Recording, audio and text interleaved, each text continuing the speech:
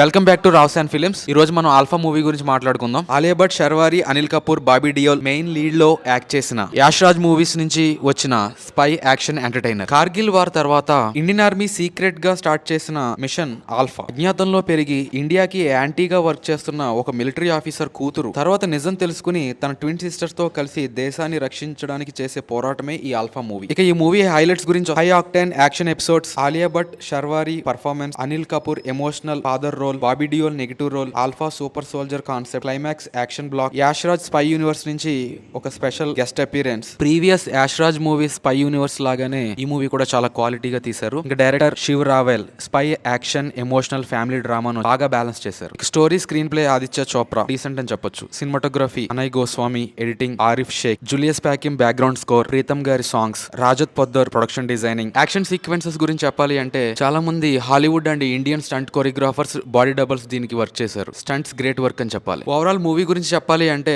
Ash Raj movie spy universe లో next episode or another episode అని చెప్పొచ్చు. ప్రీవియస్ మూవీస్ తో కంపేర్ చేసుకుంటే కాస్త బెటర్ అని చెప్పాలి. ఆర్మీ బ్యాక్ డ్రాప్ లో స్పై యాక్షన్ ఎంటర్టైన్మెంట్ గురించి చూసే ప్రేక్షకులకి ఇది ఒక మంచి ఆప్షన్ అని చెప్పొచ్చు.